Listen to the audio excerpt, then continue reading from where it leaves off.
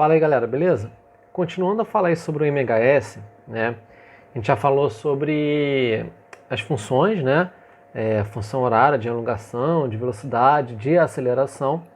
E vamos falar agora sobre as outras características da mecânica, né? Que você vai ter no MHS. Essas características geralmente a gente associa agora à dinâmica, né? Já falar sobre força, vai falar também sobre um pouco de energia e algumas coisas importantes de você reparar. Então, olha só, nós vimos, né, que você pode relacionar a aceleração com outros parâmetros, né, como, por exemplo, a pulsação e a deformação. Você pode escrever a aceleração em função do tempo também, mas, particularmente, porque a gente vai ver agora, é interessante você escrever assim, ó, a aceleração ela vai ser menos a pulsação ao quadrado, né, multiplicada por x. E aí esse x é o quê? A elongação, né? O que é importante a gente reparar aqui? Esse menos, ele significa que a aceleração ela sempre vai estar contrária ao sentido da elongação. Então, se você está imaginando aquele exemplo, né, da bolinha indo para um lado e para o outro, né? Lembra da sombra do exemplo do vídeo anterior? Então, quando a sombra está indo para a direita, a aceleração vai ser o quê? Para a esquerda, né? Quando ela está no lado positivo, né, indo para a direita, a deformação, ela vai ser a aceleração vai ser sempre contrária. Então é importante reparar que esse sinal de menos serve para isso. Além disso, nós sabemos, né, que a segunda lei de Newton pode ser escrita assim, ó, a força resultante igual a massa vezes a aceleração. Lembrando que eu estou fazendo apenas uma análise escalar, né? A gente não está falando aqui de vetores, vai ficar mais simples de visualizar. Então você pode escrever a força resultante também no MHS como a massa vezes a aceleração. E a aceleração é isso daqui, ó, W ao quadrado, né, pulsação ao quadrado, vezes x, e tem um menos. Então, vamos botar o menos aqui na frente e vamos multiplicar por W ao quadrado vezes x. Tudo bem? Acontece que no MHS, massa vai ser constante e a pulsação vai ser constante também. Então, ao quadrado também fica constante. E aí você vai ter, ó, mw ao quadrado virando uma constante. Tudo bem? Então, assim, no MHS você pode falar sobre a força considerando ela ligada diretamente à elongação. Tudo bem?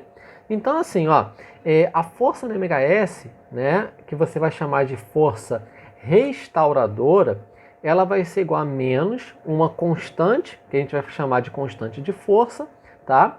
Vezes a deformação. E por que você vai ter esse menos aqui? Esse menos ele está aqui para falar a mesma coisa que a gente falou antes, né? Ele é contrário à deformação que você vai ter, ou à elongação, né? Eu estou falando de deformação porque isso aqui lembra bastante, né, a lei de Hooke. Mas não se aplica apenas a casos que você tem uma força elástica, né? Se aplica a casos que você vai ter uma força restauradora ligada a uma constante e a elongação, tudo bem? Então, assim, se você tem, por exemplo, uma mola presa na parede, tá? Dessa forma aqui, né? Botei aqui a mola. Aí eu pego essa mola e estico ela para a direita. Conforme eu estou esticando essa mola para a direita, a mola vai fazer uma força na minha mão para onde? Para a esquerda, contrária à deformação que eu estou fazendo, né? Mas você pode pensar também nisso daqui como um MHS, ó. Quando você solta essa mola, esticou ela e soltou, ela vai ficar indo para a direita, para a esquerda, para a direita, para a esquerda. Fica fazendo isso aqui, ó. Um movimento periódico, oscilatório, né? Um movimento harmônico simples, né? E aí, o que você vai falar disso daqui? A força, ela sempre vai estar contrária ao sentido que você tem da deformação. A deformação, por exemplo, se for para a direita, né? Se a gente considerar que para a direita é positivo e para a esquerda é negativo, no sinal aqui, né? Quando a deformação ela estiver ao lado direito do ponto de equilíbrio, a força vai ser negativa. Quando ela estiver ao lado esquerdo do ponto de equilíbrio, a força vai ser positiva. Tudo bem? Então, só localizando aqui os nomes também, importante. Vamos destacar, ó. A força no MHS, força restauradora, o nome que a gente dá. E esse K aqui é a constante de força, que a gente tem no MHS, ok? Bom, o período do MHS, nós podemos calcular ele dessa forma aqui, ó. Nós sabemos que o período, né, ele pode ser obtido na fórmula da pulsação, né, ó, 2π sobre período, né?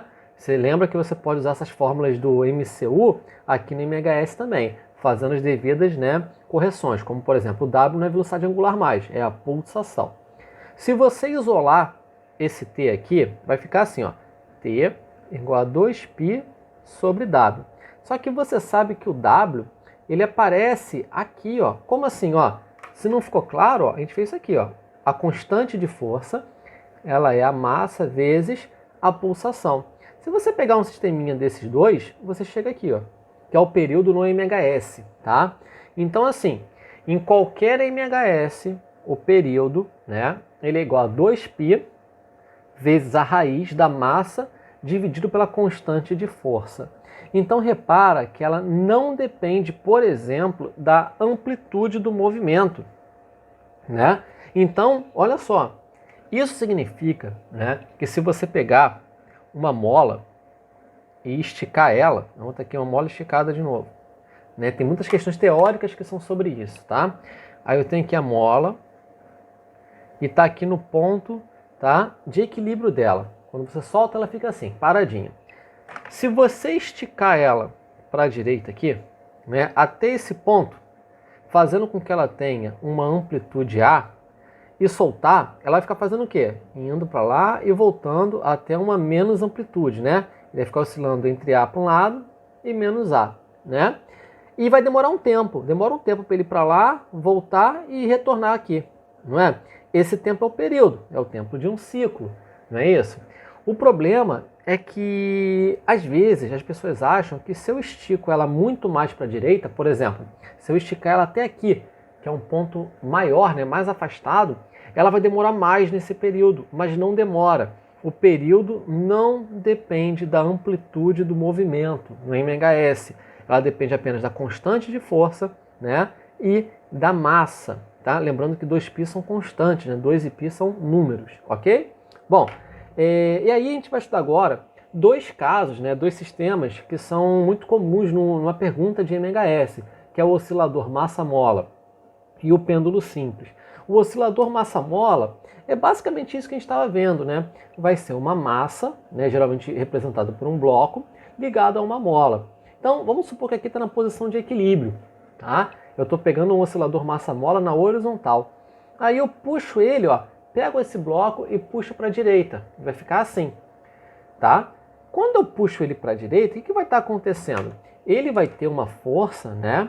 A mola vai estar puxando ele para a esquerda, como uma força restauradora, né? Então, olha só, eu fiz, né, uma elongação nesse movimento para a direita. Vamos considerar que para a direita é positivo, para a esquerda é negativo?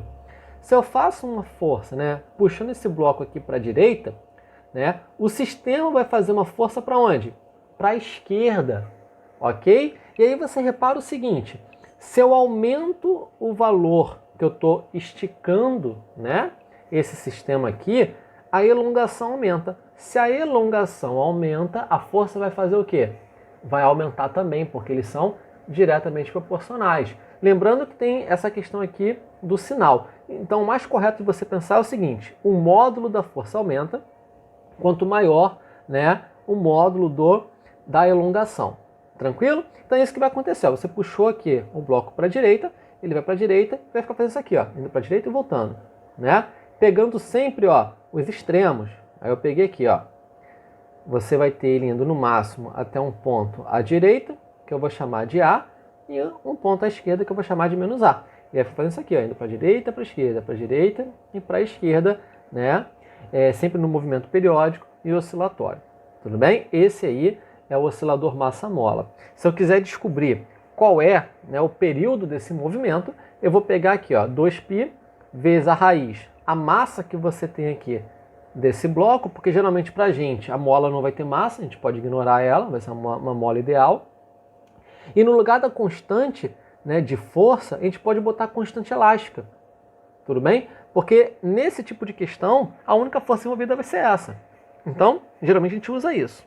Além disso, às vezes, você vai ter questões que falam sobre uma análise de energia, né? Análise energética, que muitas vezes é dita. E aí, nesse sistema aqui, se você reparar, como é que tá, ó? Conforme você estica essa mola, ela vai armazenando energia potencial elástica. Chega até esse ponto aqui limite, nós vimos que aqui a velocidade é zero, né? Na amplitude máxima, né? Você vai ter uma velocidade zero. Então, energia cinética zero e energia potencial elástica o maior possível. E aí, ó, conforme ela volta, deixa de esticar, né? Vai voltando à posição original dela, a energia potencial elástica vai diminuindo e a energia cinética vai aumentando. Até o ponto no meio, né? Que vai ser o ponto que ela está em equilíbrio, então vai ser o ponto que ela vai ter a maior velocidade possível. Então você vai ter o ponto que ela vai ter, olha, a maior energia cinética possível. Talvez possa ser cobrado para vocês uma questão com gráfico de energia potencial, energia mecânica e energia cinética, tudo bem? Então olha só, o que você vai ter aí, ó? A energia máxima do sistema é a energia mecânica que ele vai ter, tá? A energia mecânica armazenada nesse movimento, considerando que não tem atrito, né? Então vamos falar aqui que aqui é a energia máxima que ele vai ter. Energia mecânica, ok? Quando ele começa o movimento dele, né? Vamos começar esse movimento aqui, tá? No menos A, tudo bem? Esticado o máximo possível, tá? Ele está ao máximo a um lado aqui à esquerda. Nesse ponto, né, ele vai estar com muita energia potencial armazenada. Então vai ser o quê? O ponto que ele tem a maior energia possível armazenada de forma potencial. Então ele vai estar com energia potencial aqui, ó, que eu vou chamar de verdinha, claro, aqui, de energia potencial elástica. E conforme, ó, ele vai andando para a direita, né? Vamos falar aqui que é a deformação. O que vai acontecendo? A mola vai deixando de estar deformada, então ele vai diminuindo a energia potencial dele. Chega até um ponto, que vai ser esse ponto aqui, tá? Que vai ser aqui, ó, que ele vai estar com a mola normal. Não está nem esticada, nem comprimida. Nesse ponto, a energia potencial é zero, né? Aí depois, quando ele começa a esticar ela para o outro lado, a energia potencial vai aumentando até chegar ao máximo do sistema. Agora vamos pensar em relação à energia cinética. Nos extremos, a velocidade é zero. Então quando ele começa aqui com a mola bem comprimida, né, você vai ter uma energia cinética zero, lá embaixo. Ó. E conforme ele vai esticando, ou melhor, quando ele vai empurrando esse bloco, porque a mola vai empurrando, a mola vai deixar de ser deformada e vai diminuindo sua energia potencial elástica, mas isso vai virando energia cinética. Então vai ficando assim, ó. De forma que sempre que você traçar aqui numa vertical, né, o valor que você tem de energia potencial mais o da energia cinética vai somar o da energia mecânica, né, porque é um sistema conservativo.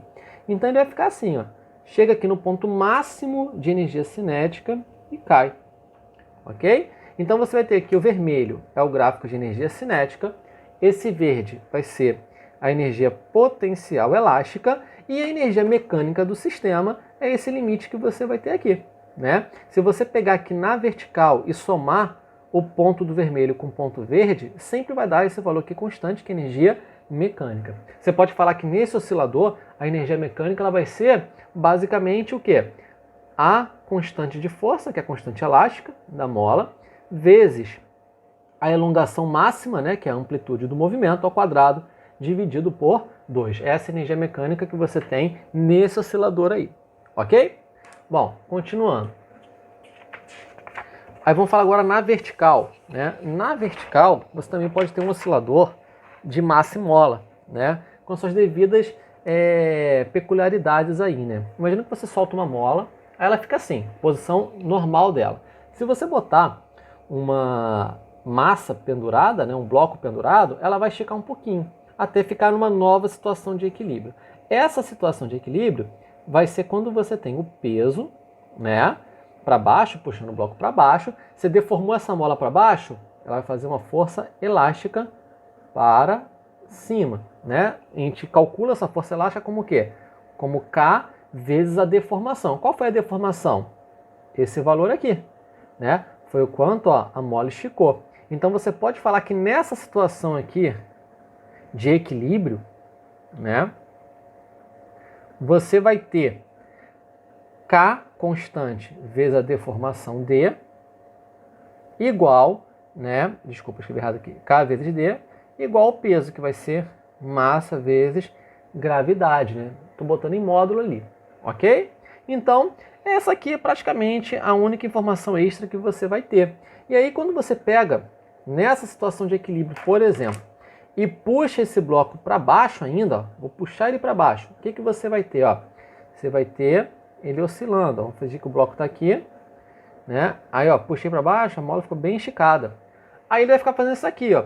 Se eu puxei ele uma distância, sei lá, de x, ele vai ficar oscilando entre x e menos x. Ele vai ficar fazendo isso aqui, ó, vindo para cá e para cá, fazendo essa oscilação aqui. Tudo bem? Então, basicamente é isso que você tem que reparar. Quais são as forças envolvidas que você tem aqui? Peso e força elástica. Tudo bem? Lembrando, nas extremidades, velocidade vai ser nula, né? E você vai ter o máximo de aceleração, ok? Tirando isso, o restante das informações que a gente estava estudando continua igual, excetuando, né, isso daqui, ó. A energia mecânica nesse oscilador vertical não vai ser essa, né? Porque você percebe que aqui a altura varia, então ele vai ter uma variação de energia potencial gravitacional, então não tem como você calcular de forma generalizada, né? Só tem que você tem que perceber o seguinte: bom, quanto mais alto, né, ele subir, mais ele vai ganhar energia potencial gravitacional, ok? Quanto mais baixo ele vai indo, né, ele vai perdendo essa energia potencial gravitacional, ok? Bom, e continuando, o pêndulo simples. No pêndulo simples tem algumas coisas importantes que a gente tem que reparar. O pêndulo simples ele só vai ter um movimento harmônico simples, um MHS, quando a oscilação for de ângulos pequenos. Esse desenho aqui já não é um MHS mais, tá? Tem que ser uma oscilação assim, ó. Imagina que está aqui o pêndulo, aí ele fica oscilando assim, ó, para cá e para cá. Porque dessa forma, se você reparar, é quase que uma vertical, tá vendo? Uma vertical não, desculpa, uma horizontal. Ele fica andando quase que em linha reta. Então ele vai ficar para a direita e para a esquerda. É um movimento periódico, oscilatório, porque ele muda, né, o sentido do movimento dele. Então, nessas situações aqui, você tem o MHS. Nessa não vai ter, porque olha só, ele está fazendo um movimento, ó, que não é nem, né, numa linha reta, né, e já complica toda a nossa análise aí de forças, por exemplo, que você vai ter forças em direções distintas e por aí vai. Então, o pêndulo simples ele só vai ser um MHS quando você tiver uma situação dessa, né, de uma oscilação bem pequenininha aqui no ângulo, tá? Mas em forma de cálculo sempre vai ser assim pra gente. Só que em desenho, em prova, em figura, sempre vai estar assim exagerado para você conseguir perceber melhor o que está acontecendo, né? Então imagina que isso aqui é uma ampliação de um pêndulo que você está estudando aí, tá? Então olha só, primeiro vamos fazer a análise de forças que você tem, ó. Você vai pegar o pêndulo, né? E aí ele fica balançando aqui com duas forças. O peso, né? Que você vai ter por causa da aceleração gravitacional. E você vai ter aqui, ó, a tração, né? Que é o fio segurando ele. Nessa situação aqui é muito fácil de você perceber, né? Porque você vai ter o peso e a tração, ó, na mesma direção. Mas você pode reparar que às vezes não vai ser, né? Então, às vezes, como por exemplo aqui, você vai ter uma situação que você vai ter uma componente, né, do peso tangencial, né, a trajetória dele, e você vai ter uma outra componente aqui, né, que vai ser centrípeta, né, aqui ó, o peso, aí vamos botar aqui uma outra componente, vamos botar só a PC, tudo bem? Essa componente e essa daqui, né, elas vão estar na mesma direção, essa componente é a tração no caso, ok? Então olha, a força que você vai estar relativa, né, à trajetória, que tangente à trajetória, que é quem você vai utilizar para calcular a força restauradora que você tem nesse MHS, é apenas a componente PT, ok? Peso tangencial. E aí pega nos extremos dela. Por exemplo aqui, ó, você vai ter o peso, né? Aí aqui vai estar a tração. Correto? quais são os componentes relevantes para esse movimento aí. Ó, pega aqui a componente tangencial, essa que é a relevante. Tudo bem? Aí você vai ter outra componente aqui, né, que vai ser centrípeta, ok? Então, olha só, é importante saber isso, ok? Então, a força restauradora, que a gente vai colocar naquela formulazinha lá, que a gente fez, né, essa daqui, ó, em questões mais desafiadoras, você talvez tenha que fazer isso, mas isso não é comum de acontecer, não. É apenas a componente PT. Aí, quando você vai, pega essa componente, bota através do ângulo que você vai ter, você consegue achar uma relação, né, desse ângulo aqui com a componente que você vai analisar, que você substitui na fórmula e você vai descobrir quais são os valores da constante de força. Tudo bem? E aí, quando você pega essa constante de força e joga naquele sisteminha que eu falei do período, você vai chegar nessa nova relação aqui, que é o período do pêndulo simples. O período do pêndulo simples, ele vai ser 2π vezes a raiz de L dividido por G. O que é esse L? O L é basicamente o tamanho que você tem, ó, do fio, do pêndulo. E G é a aceleração gravitacional.